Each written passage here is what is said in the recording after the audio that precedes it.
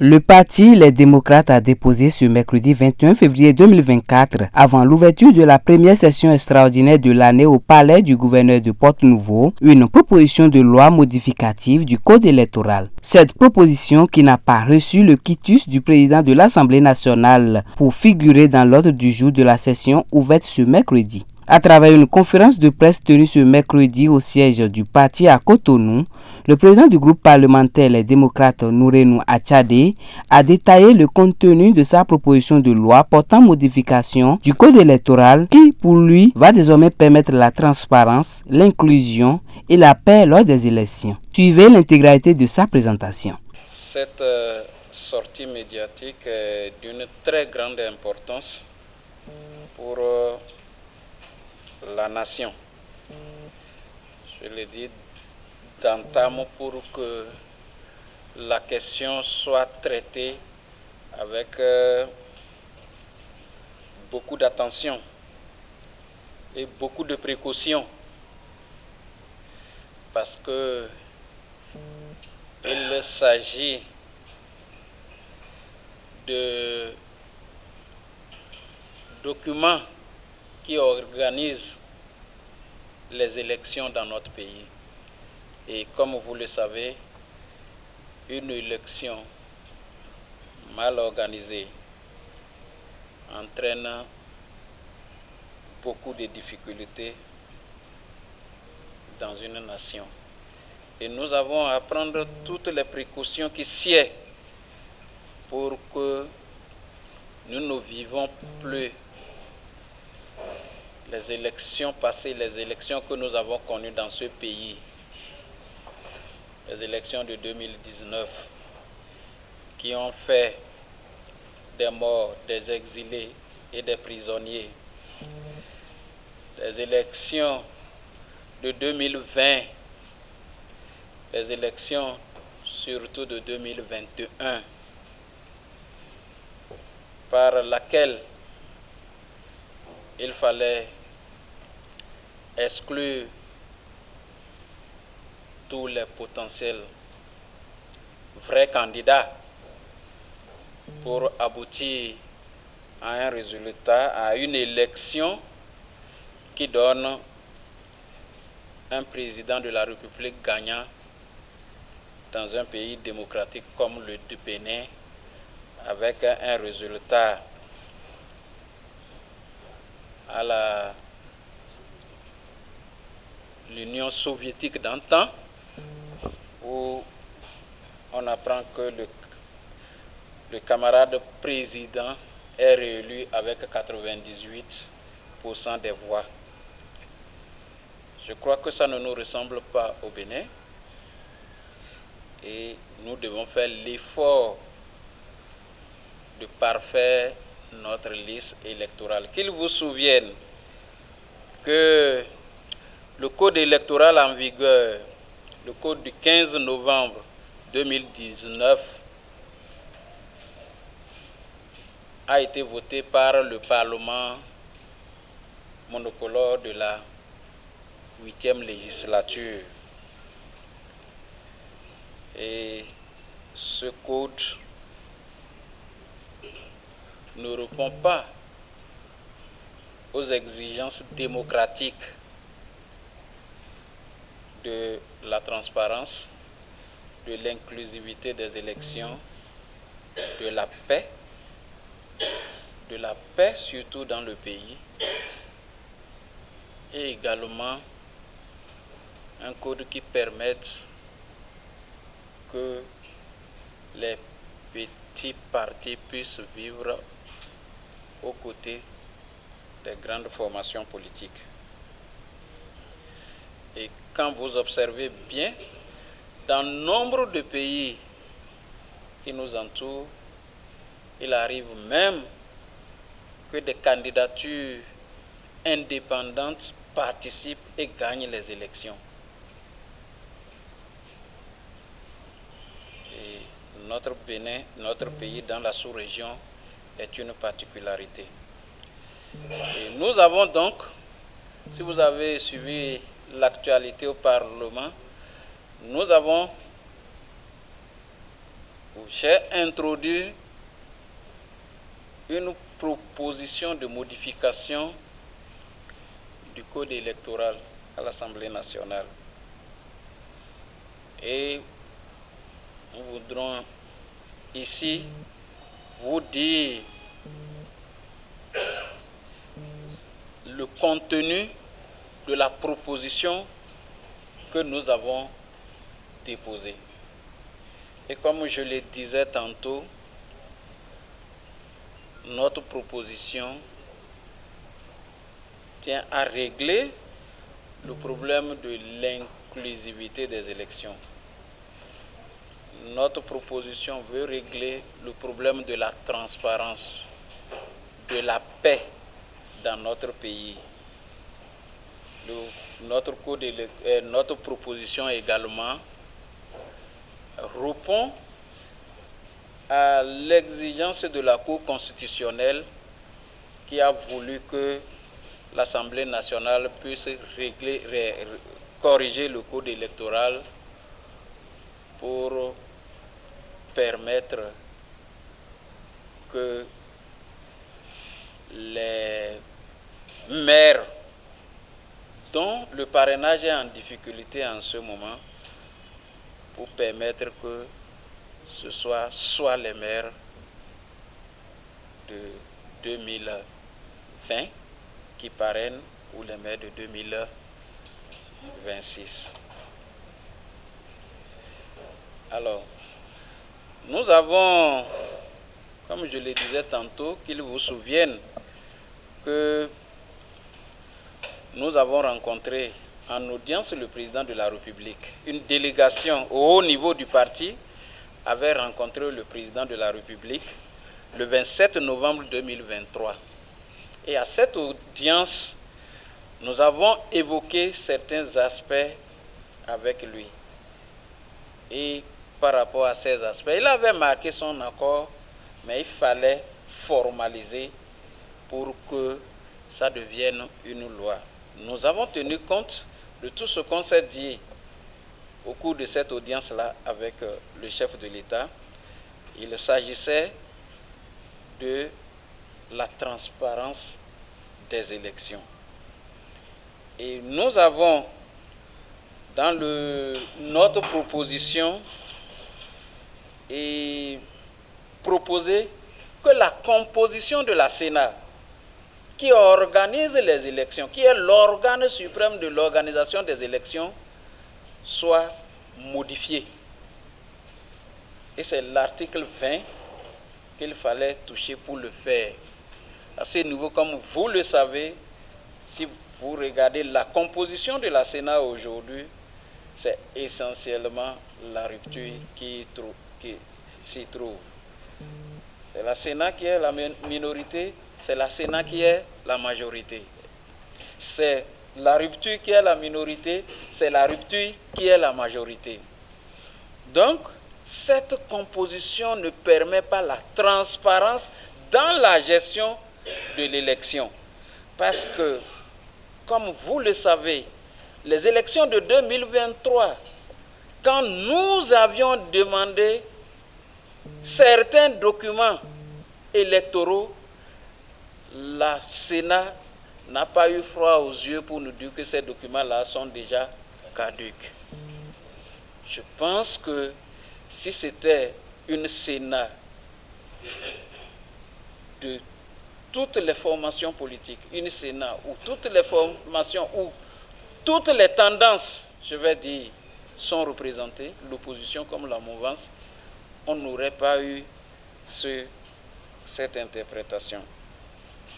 Nous avons également constaté, et c'est très important pour nous, nous avons également constaté que dans les arrondissements, l'organisation des élections est confiée à une personne qu'on appelle le coordonnateur d'arrondissement.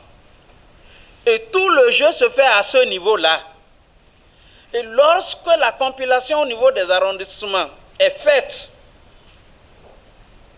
le monsieur coordonnateur de l'arrondissement peut se mettre de côté, changer la fiche de compilation et présenter une autre fiche qui est très différente des résultats que vous avez eu à compiler.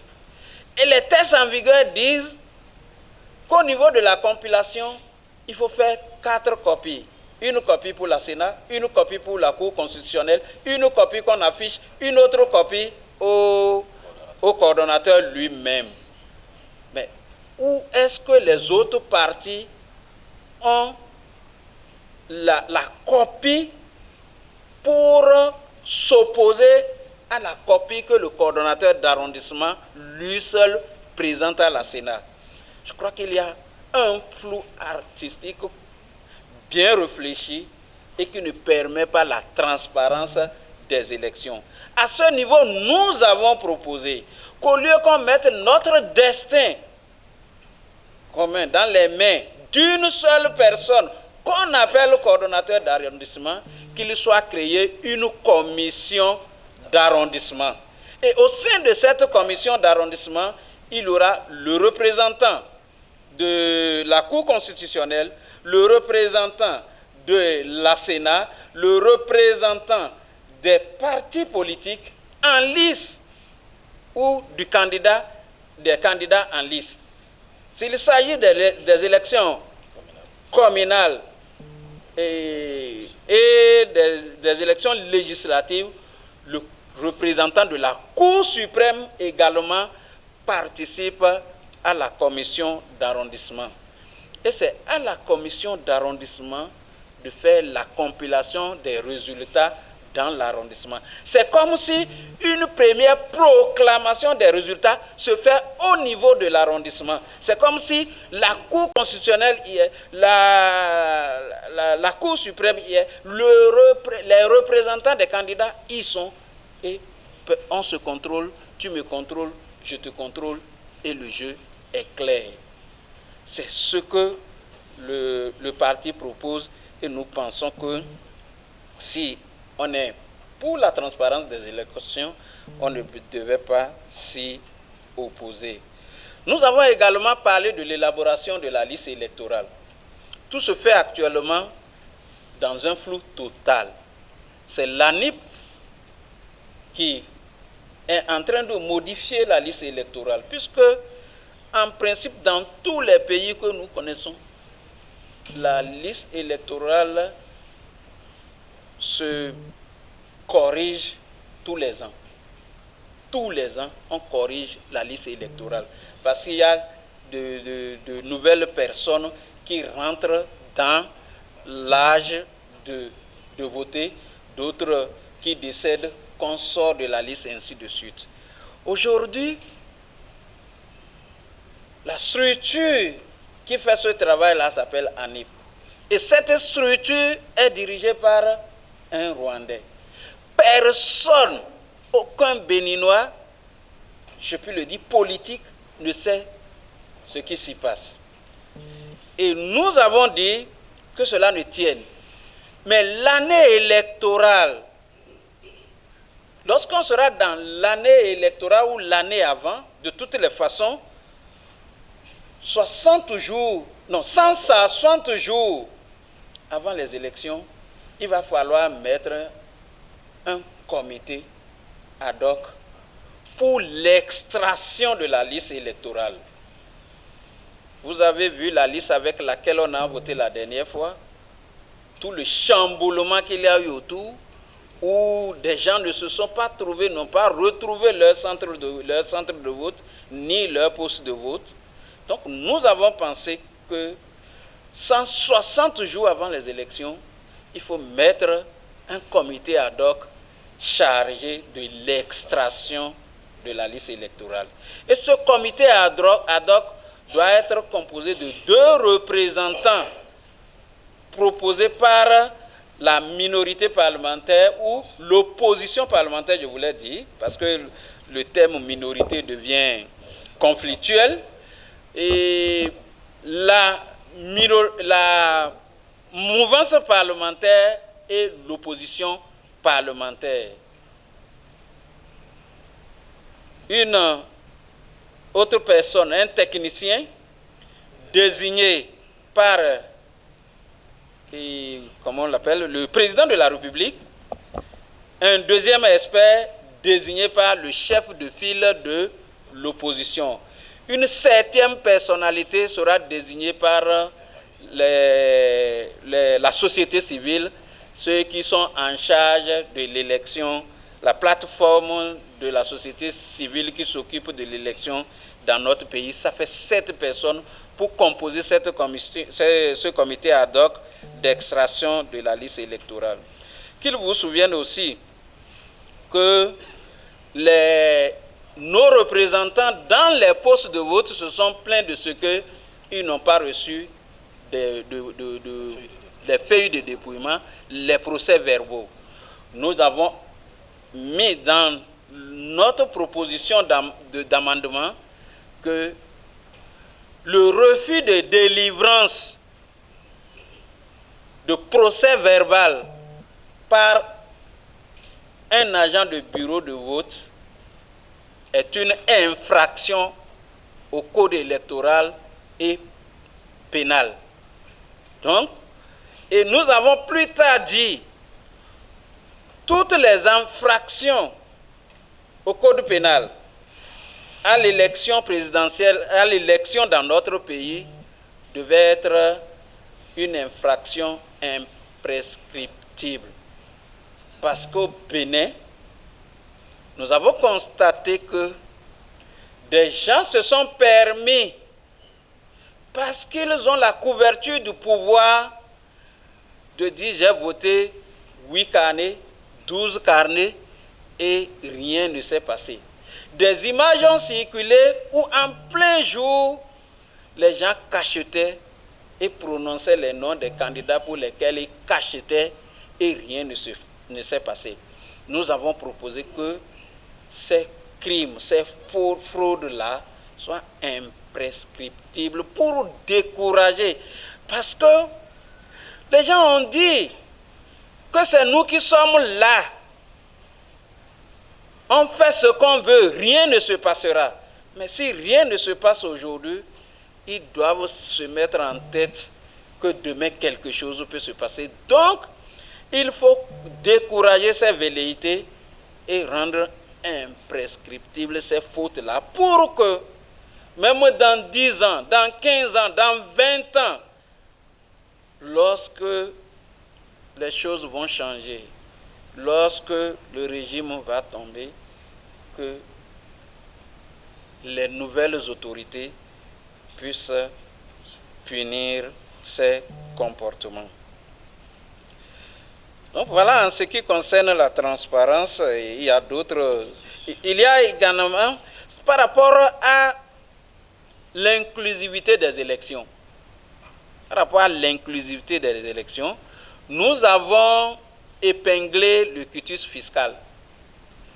Nous avons constaté, après 3-4 élections organisées par la rupture, nous avons remarqué que le quitus fiscal est l'élément fondamental d'exclusion et des candidats et des partis politiques des élections. Puisque c'est l'administration qui délivre, puisque l'administration est sous la responsabilité du politique qui est un acteur dans le processus électoral, l'acteur utilise le quitus fiscal pour empêcher ses adversaires ou les meilleurs de ses adversaires d'aller aux élections. Et nous avons constaté, nous avons fouillé dans toute la sous-région et même dans le monde. Nous sommes le seul pays au monde où il est exigé le quitus fiscal pour aller. Nous l'avons copié du Sénégal. Ce n'est plus dans le dispositif électoral du Sénégal. Ils l'ont sorti. Et nous pensons qu'au Bénin, nous devons sortir le quitus fiscal. Et au Sénégal, c'est seulement le candidat à l'élection présidentielle qui fait une déclaration sur l'honneur qu'il n'a pas de situation fiscale. On n'a pas dit de prendre le quitus, on a dit de faire déclaration sur l'honneur. Donc, nous avons dit qu'il faut supprimer l'article 42 purement et simplement. Et avant ça, nous avons indexé l'article 41 qui parle des pièces qui composent la déclaration de candidature. Et à ce niveau, nous avons demandé l'élimination pure et simple de certaines pièces, comme le certificat de nationalité, comme le certificat de résidence, comme le quitus fiscal, comme certaines pièces. Allez, vous avez la latitude de faire vos recherches dans beaucoup de pays. Vous verrez que les gens ne s'encombrent pas. Aujourd'hui, on a dit qu'on a fait des réformes. À quoi servent ces réformes que nous faisons? Si nous devons continuer à demander aux candidats d'aligner toutes ces pièces-là, nous avons pensé que l'acte de naissance sécurisé ou la photocopie de la carte biométrique CEDEAO suffit largement pour remplacer le certificat de nationalité, le certificat de résidence et que sais-je encore. Donc, la carte nationale, la carte de naissance, l'acte de naissance sécurisé, hein, ou la photocopie, et comment vous appelez ça? Non, pas ça. Et ce qu'on prend au tribunal, le casier judiciaire. Et le casier judiciaire suffise pour composer le dossier d'un candidat à l'élection présidentielle. Vous ne pouvez pas prendre l'acte de naissance du Bénin si vous n'êtes pas béninois. Nous avons, et à ce niveau-là, déjà je disais que nous avons souhaité que le quitus fiscal soit une pièce qui ne compte plus pour la composition du dossier de candidature. Et nous avons également, au niveau de l'article 41, nous avons mis un alinéa important. Parce que dans leur code électoral, il est dit que lorsque une pièce manque à un dossier d'un seul candidat, la liste tombe. Et vous savez, au Bénin, les partis qui sont bien positionnés peuvent faire des fautes mineures. Mais des partis orphelins qui n'ont personne n'ont pas droit à des fautes mineures. Même les fautes microns peuvent les faire disparaître de la compétition. Donc nous avons estimé que cette disposition n'est pas correcte. Et dans tous les pays, lorsque un candidat sur une liste, lorsque vous fournissez les dossiers et qu'un candidat est inéligible, que les documents, qu'on peut les changer, il est autorisé que le candidat quitte la liste et le parti a 3 jours pour le remplacer. C'est comme ça. Mais au Bénin, on dit, vous ne pouvez plus remplacer, votre liste tombe. Nous pensons que c'est une mesure d'exclusion et qu'il faut modifier, il faut parer à ça. C'est ce que nous avons demandé dans notre proposition de modification. Il y a également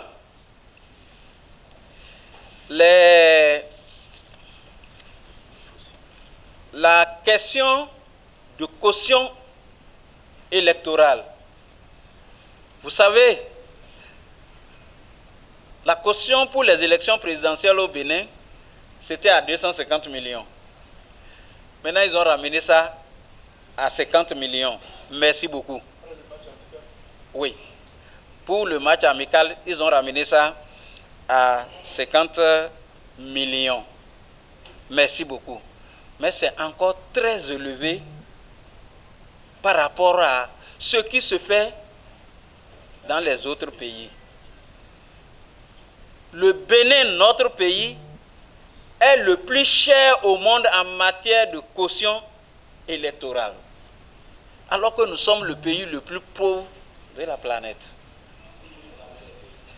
L'un des pays les plus pauvres de la planète. Parce que la caution ne peut pas être à 50 millions au Bénin. Nous avons proposé qu'on soit à l'image du Sénégal et des autres pays, qu'on ramène ça à 25 millions. La caution pour l'élection législative, nous avons également proposé qu'au lieu de 5%, comme c'est dit dans le code, qu'on ramène ça à 1%. Ce qui fait 300 000 francs par candidat. 1%, ça fait déjà 300 000 francs par un candidat titulaire. Donc, nous avons proposé la réduction des cautions. Nous avons aussi dit, pour les élections législatives, dans les pays où on a copié le taux qu'il faut avoir pour participer à l'attribution des sièges, dans ces pays-là, c'est 5%. Nous, on va copier, on met à 10%. Nous pensons que si on ne peut pas enlever, les 10%, il faut revenir à 5% pour permettre que des partis politiques qui n'ont pas une grande envergure se retrouvent sur l'échiquier national aussi. Et pour les élections communales, nous avons proposé que les 5% soient au niveau de la commune. Parce que, par expérience, je vous parle du cas de Porto Novo, où le parti qui n'a même pas 10% dans la commune de Porto Novo dirige Porto Novo. Et ce parti a la légalité mais n'a pas la légitimité. Alors que dans le cas des élections, la légitimité est très importante pour diriger, pour prétendre diriger les populations. Donc, nous pensons qu'il faut chercher les 5% au niveau des communes et non au niveau national. Sinon, à la base, les gens vont voter pour des gens, pour les diriger, et c'est d'autres personnes pour qui ils n'ont pas voté qui vont les diriger. Nous pensons que c'est une mauvaise chose et qu'il faut corriger ça. Et par rapport à la décision de la Cour constitutionnelle maintenant, la Cour constitutionnelle a souhaité que nous rétablissions l'égalité qui est rompue à travers les dates qui sont dans le code électoral, les dates des élections qui sont dans le code électoral. Nous avons entendu circuler dire que en 2026, et les maires et les députés n'auront pas la légalité, n'auront pas la légitimité. Nous avons entendu dire que il faut que ce soit les élus de 2026 qui parrainent le candidat de 2026. Parce que les gens pensent qu'il est possible qu'ils organisent les élections exclusives en 2026 pour se retrouver dans la situation de 2020 où ils ont seuls les parrains, où c'est eux seuls qui choisissent qui peut aller aux élections, qui ne peut pas aller aux élections, et ils s'en sortent avec un taux fleuve de réussite. Nous avons pensé que quand nous suivons bien le raisonnement de la Cour constitutionnelle, les arguments de la Cour constitutionnelle, nous pensons que ce sont, et nous-mêmes notre conviction personnelle, parce que vous ne pouvez pas imaginer que nous irons aux élections de 2026 et qu'on n'aura pas de maire. Actuellement, on n'en a pas. On ne peut pas imaginer qu'on ira aux élections, les démocrates iront aux élections de 2020, 2026 et n'auront pas de maire. Nous en aurons. On ne peut pas imaginer qu'on ira aux élections de 2026 et on n'aura pas plus de députés qu'aujourd'hui. On en aura. Mais par esprit de patriotisme et d'égalité, nous avons estimé que c'est les maires actuels qui sont à même de parrainer un candidat à l'élection de 2026. Pourquoi? Il suffit de prendre l'article 135 et avant.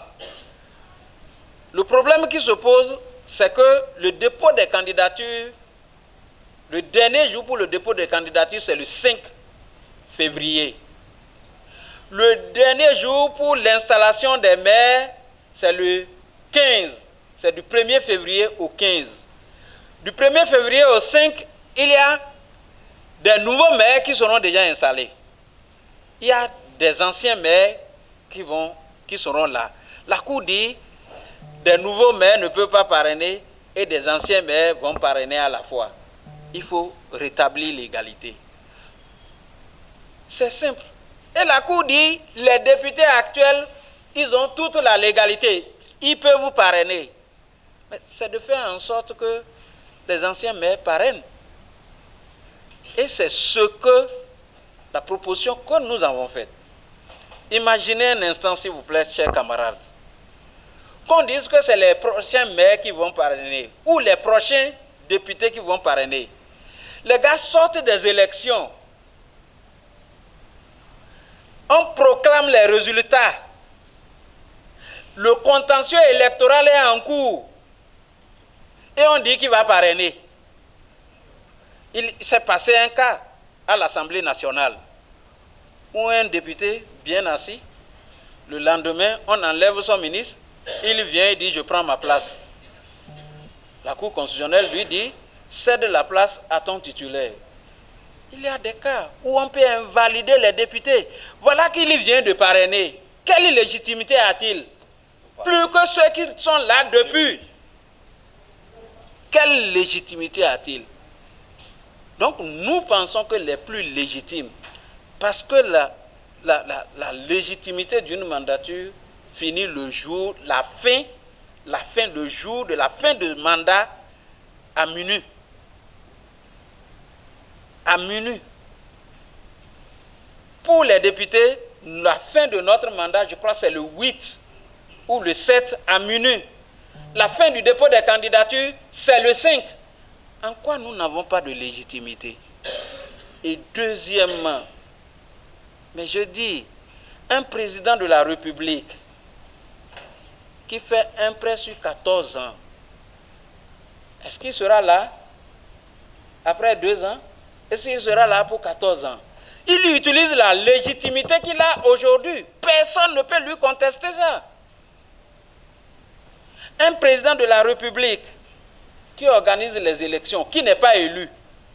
Alors, on organise les élections je crois en mars ou en avril.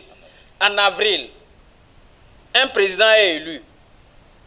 L'ancien président qui est en place, c'est en mai qui sera installé. Entre avril, la date de l'élection du président, et la date à laquelle il va transmettre le bâton de commandement en mai, qui dirige le pays, qui prend les actes, c'est l'ancien. Si on déclare la guerre contre le pays qui lève l'armée, et c'est le parrainage qu'on dit que les gens ne sont pas légitimes, c'est pour le parrainage qu'on n'est pas légitime. Nous pensons que c'est des calculs politiques et nous savons à quelle fin les gens sont en train de faire ça et il faut qu'on informe le peuple. Voilà un peu ce que j'ai à vous dire. Je vais me laisser compléter par mon collègue honorable Ouroukoubou. Je vous remercie. Le député Abibou Ouroukoubou et secrétaire à la communication Guy Mitokpe ont apporté leur contribution aux propos du président du groupe parlementaire. Merci Monsieur le Président. Bonsoir chers journalistes. Je vais juste apporter un petit complément par rapport à ce que la Cour a demandé. Je voudrais apporter un complément à ce que le Président a dit.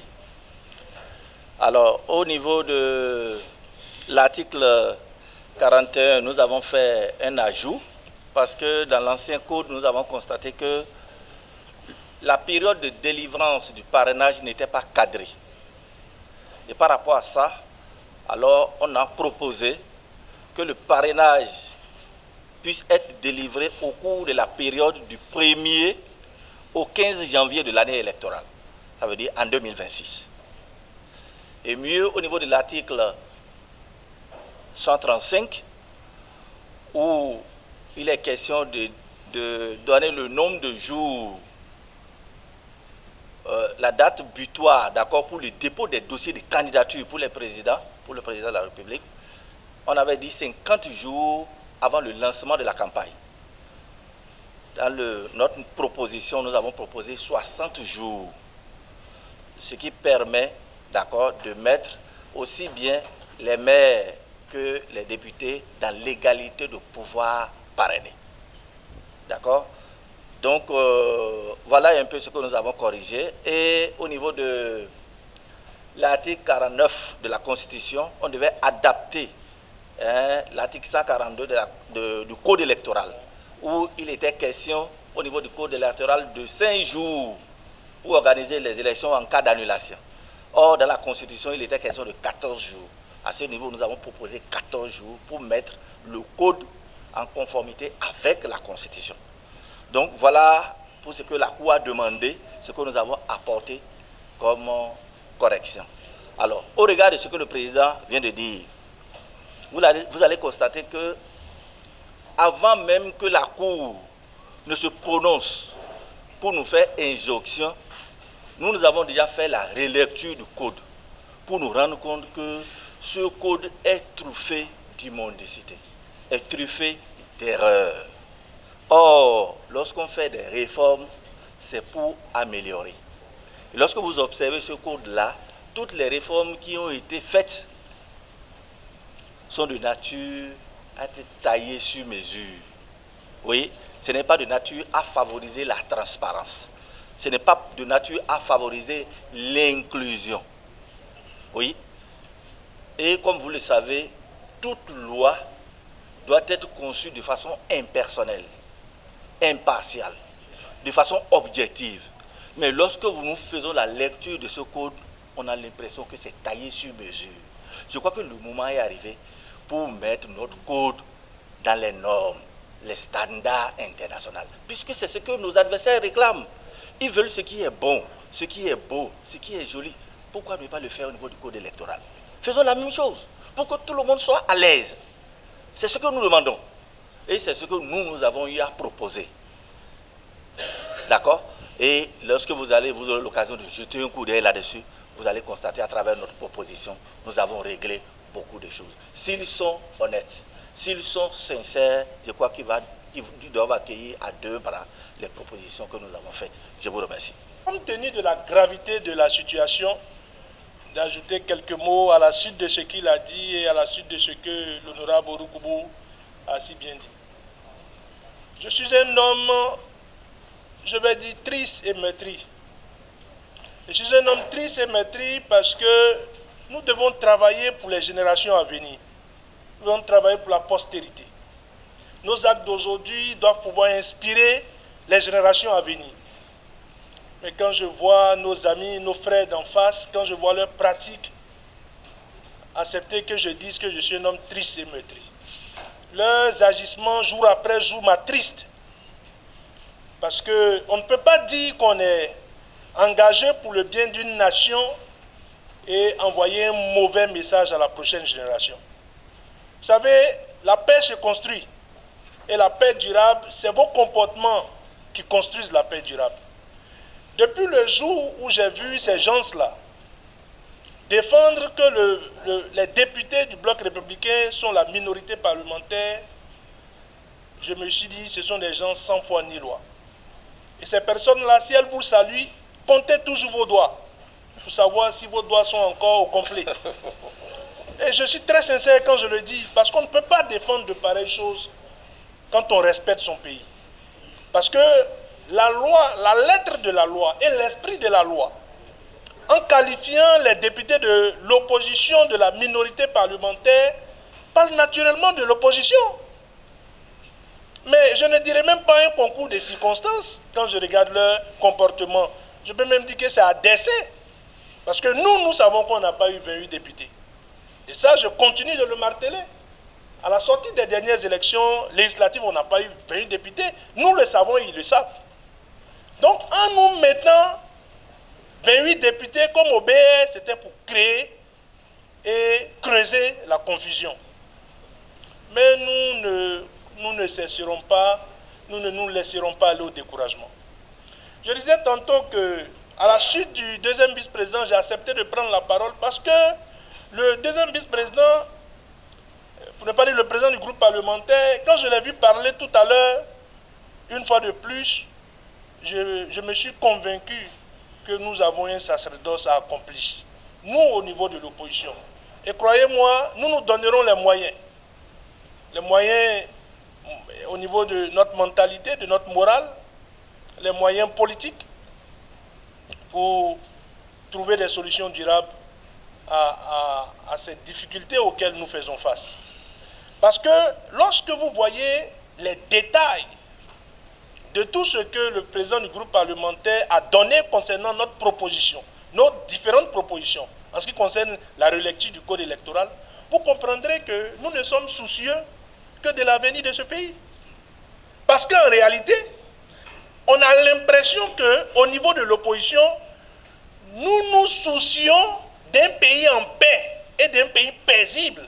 Parce que nous recherchons les conditions de paix, de transparence, de crédibilité au niveau des différentes élections que nous aurons à organiser.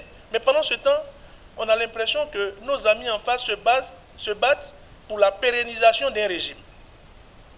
Nous nous mettons tout en œuvre pour que, quel que soit celui qui viendra à la tête du pays, que les élections soient transparentes. Et je peux vous donner des éléments. Lorsqu'on dit par exemple que dans les démembrements de la Sénat, que vous soyez de l'opposition ou de la mouvance, vous devez pouvoir avoir des éléments parmi les démembrements de la Sénat. C'est une condition de renforcement de transparence. Mais nous le voulons pas seulement pour l'opposition, nous le voulons aussi bien pour l'opposition que pour la mouvance. Donc, un certain nombre de faits, comme ce que je viens de dire, nous les avons énumérés dans nos propositions. Donc, une élection transparente est gage de sécurité et de paix. Parce que, comme je l'ai dit au cours d'une rencontre avec vous-même, dans combien de pays vous avez appris qu'on a détourné l'argent et ça a apporté des troubles? Mais par contre, quand on apprend dans un pays que, c'est pas, je le dis pas pour encourager les détournements, ça vous accepterez que je le précise, juste pour mettre en exergue le fait que ce qui trouble les pays, c'est des élections mal organisées. Et non, nous, dans nos propositions, qui font suite à la rencontre avec le chef de l'État, puisque Kidis nous a été donné, il a donné son accord en ce qui concerne le fait que l'opposition désormais puisse envoyer des éléments au niveau des démembrements de la Sénat. Mais cela ne peut pas être une réalité si le code n'est pas relu. Donc nous avons profité de cela et tout ce que nous avons trouvé comme éléments chrysogènes dans le code électoral, nous les avons énumérés afin que d'une manière consensuelle, nous puissions nous entendre pour que ces éléments puissent être intégrés. Donc c'est notre dynamique ça. Et cette dynamique, elle conforte la paix. Mais pendant ce temps, en face de nous, ce n'est pas comment faire pour chercher des élections inclusives, transparentes, crédibles, mais c'est comment faire pour exclure. Comment faire pour pérenniser un système? Nous disons que ça ne peut pas continuer comme ça. Vous avez exclu une fois, on a dit que ça nous a surpris. Vous avez exclu une deuxième fois, on a dit, ah, on ne savait pas que vous pouvez encore faire ça. Vous voulez encore exclure une troisième fois. Vous êtes né dans l'exclusion. Donc vous ne faites qu'exclure. Non mais ça ne marche pas comme ça. On ne peut pas évoluer d'exclusion en exclusion. D'exclusion en exclusion. Vous êtes en train de montrer à ceux qui sont en face de vous qui ne sont pas du pays. Puisque ce sont les fils du pays qui doivent compétir. Mais vous ne faites qu'exclure les fils du pays. Donc en réalité, il n'y a que vous qui soyez fils du pays ou fille du pays. Je voudrais enfin revenir sur un dernier élément avant que vous ne puissiez avoir la parole pour nous poser vos questions. Le président parlait tout à l'heure et il a dit que nous avons fait une proposition allant dans le sens du quitus fiscal. Je voudrais repréciser que nous ne sommes pas contre le paiement des impôts, parce que je les vois venir. Ils mettront cet élément en exergue en disant, voyez-les, ils ne veulent plus payer les impôts. C'est pour cela qu'ils demandent que désormais ils ne soient plus mis dans le code électoral, que pour être candidat, il faut payer les impôts. Nous sommes des exemples vivants. Moi, j'avais, au niveau du paiement de mes impôts, situation fiscale zéro, mais mon quitus a été confisqué. Il y a bien d'autres, le doyen, et bien d'autres que je n'ai pas envie de citer, où on a regardé en l'air et puis on leur a fait des impositions de milliards. Donc, ces éléments sont des éléments chrysogènes et d'exclusion. Et donc, nous disons, nous voulons que le code puisse être un code vraiment consensuel. Et en fait, c'est la raison fondamentale pour laquelle nous ne faisons qu'appeler au dialogue national inclusif. Parce que tous ces éléments que nous venons de citer, ce ne sont pas que des éléments du parti Les Démocrates. C'est aussi la proposition du parti NFL. C'est aussi la proposition de MPL. C'est aussi les propositions du GSR. Et donc, comme ils sont en train de contourner ce dialogue national que nous voulons de toutes nos volontés, nous avons dit alors, nous ferons ces propositions et nous pensons que nous voudrons croire qu'ils sont de bonne foi et qu'ils iront dans ce sens. Et donc, chers frères de la presse, c'est un peu la quintessence de ce que j'avais bien voulu partager avec vous après les propos, combien de fois importants du président du groupe parlementaire. Je vous remercie. Professionnels des médias présents, ils n'ont pas manqué d'exprimer leurs préoccupations auxquelles les conférenciers ont apporté des réponses. L'Assemblée nationale fait foi. Nous avons l'accusé de réception. Deuxièmement, en fait, je vais vous dire la vérité. Le débat qui s'est fait le matin est un débat d'intrigue politique. Le président de l'Assemblée nationale a dit qu'il n'a pas vu. Il n'a pas dit que ce n'est pas déposé. Il a dit qu'il n'a pas vu. Et il est revenu habilement pour dire, étant entendu que les points à l'ordre du jour sont retenus, que ça ne peut pas faire partie de cette session extraordinaire. Et je lui ai demandé si notre proposition modifie l'ordre du jour. Il dit, lui n'a pas vu. Son dernier mot, c'est que je n'ai pas vu. Donc, c'est pour vous expliquer que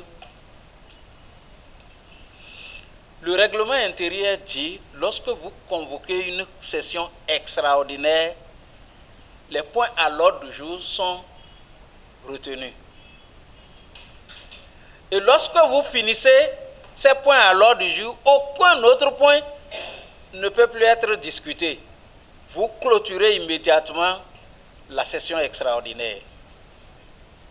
Alors, à la conférence des présidents, les deux derniers points à l'ordre du jour n'étaient pas exposés aux députés, aux membres de la conférence des présidents. Il est dit que c'est le gouvernement qui a demandé la session extraordinaire avec 10 points à l'ordre du jour. Et le président aurait ajouté que si il arrivait que d'autres points soient demandés et qu'on va faire la jonction. Ça veut dire quoi? Des députés Ils ont dit 60, on n'a pas vu, on a demandé la liste, mais on n'a pas eu. 60 ont demandé qu'on convoque une autre session extraordinaire pour la modification de la Constitution et le code électoral. Et le président a dit, il fait la jonction des deux. Notre proposition dit, dans le cadre de la modification du code électoral, voilà notre proposition. Mais c'est quand même intelligent, non? On ne dit pas modifier l'ordre du jour.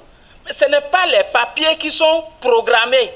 Ce n'est pas les documents qui sont programmés. Ce n'est pas le document de BR, ce n'est pas le document de UP, ce n'est pas le document de Hassan, ce n'est pas le document de Ake. C'est l'ordre du jour. Modification du code électoral, modification de la Constitution. Et c'est dans ce cadre-là que nous introduisons notre document. Ce que le président a fait, c'était de transmettre notre proposition à la commission des lois et ça rejoint la proposition du camarade Ake. On met les deux ensemble, on les étudie. C'est ce qui se fait, c'est ce qui s'est fait toujours à l'Assemblée nationale. Mais nous ne savons pas qu'est-ce qui fait peur dans ce que nous avons proposé. Et vous avez constaté que le président est revenu à de meilleurs sentiments et il a dit que je n'ai pas encore, je connais le règlement intérieur, le lundi, je vais faire lire la correspondance et on va donner la suite à ça.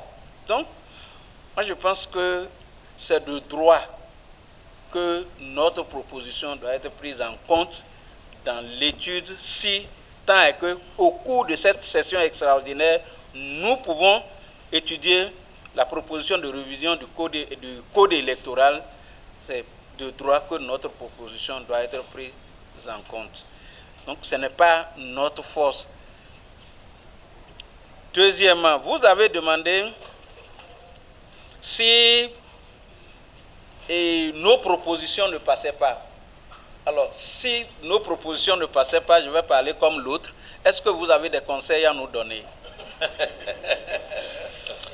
Si vous n'en avez pas, je vais dire, monsieur le journaliste, que est-ce que vous pensez que des propositions que nous avons faites pour qu'on ait des élections transparentes,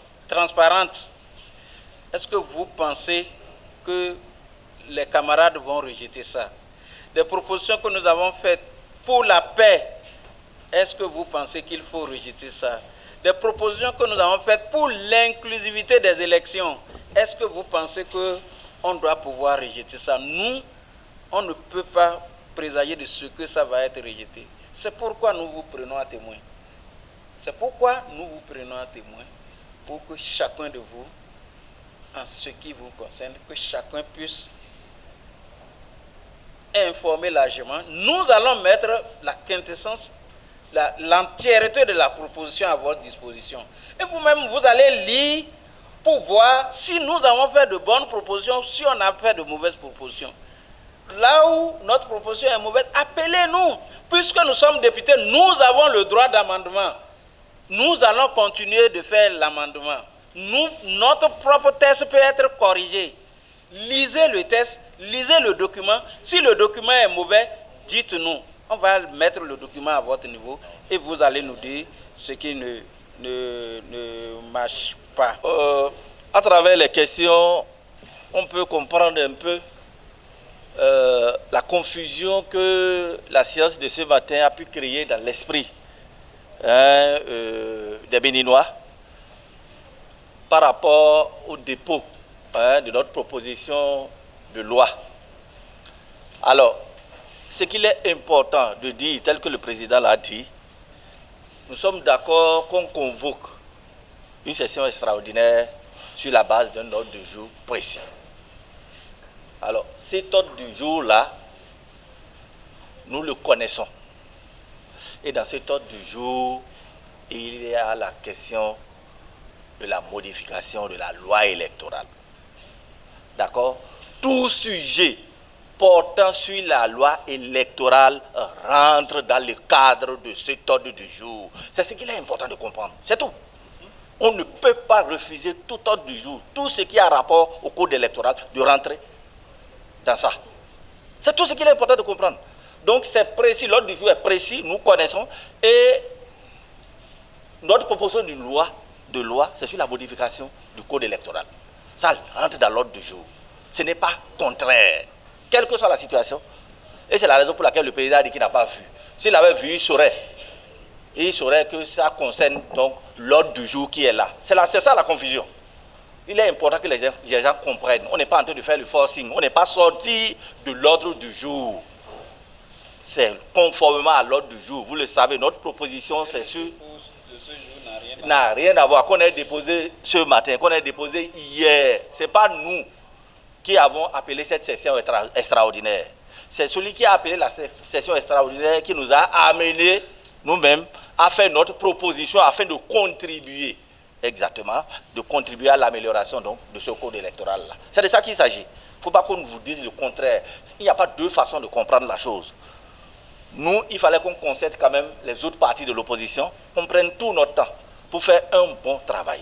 C'est de ça qu'il s'agit. C'est pour ça que nous avons pris tout le temps. Et puisque nous connaissons nous-mêmes le règlement intérieur, on sait exactement ce que le règlement intérieur dit. Oui, il faut rester simplement dans l'ordre du jour. Et puisque nous savons que nous sommes dans l'ordre du jour, peu importe. L'essentiel, c'est que cette loi-là puisse arriver au niveau de l'Assemblée nationale avant l'ouverture de la session. Et c'est ce qu'on a fait. Donc, par rapport au règlement intérieur, on n'a pas enfreint le règlement intérieur. Les gens ont choisi délibérément de ne pas faire passer, ils n'ont pas voulu faire passer cette loi-là ce matin. Mais qu'ils le veuillent ou non, ils le feront dès lundi. Ils n'ont pas le choix. Parce que c'est légal. Je vous remercie. La liste électorale, comme vous le savez, la LEI qu'on nous a proposée en 2023, après plusieurs années électorales, cette liste était la pire des listes que le Bénin n'a jamais connue. Beaucoup d'électeurs ne se sont pas retrouvés à travers cette liste. Mais nous sommes allés aux élections de 2023 avec. Et l'ordre normal des choses, c'était qu'on appelle à l'auditer, à auditer cette liste-là.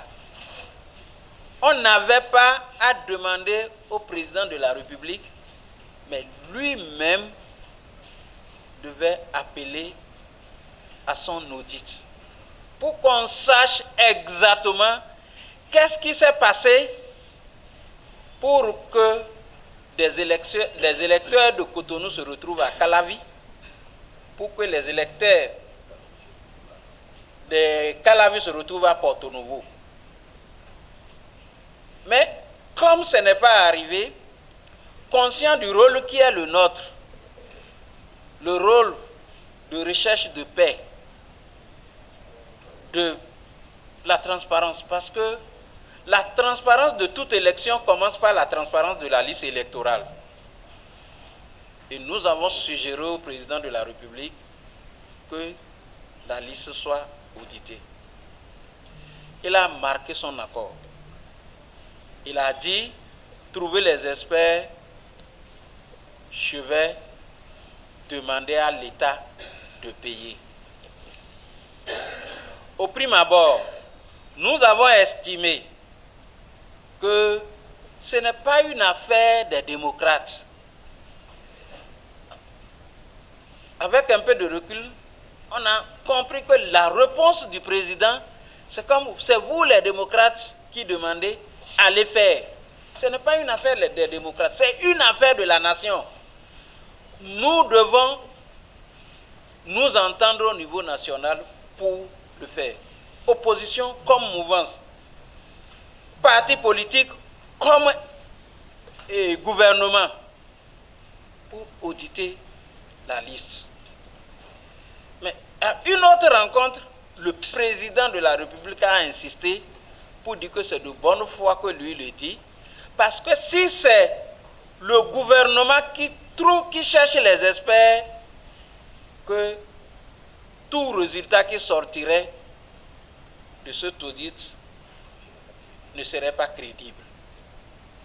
Il faut que ce soit nous qui prenons les devants, qui proposons des experts pour que le travail se fasse. À partir de ce moment-là, nous avons compris notre responsabilité et des comités sont en train de travailler pour proposer la thématique et un cahier de charges et aussi les experts qu'il faut pour auditer.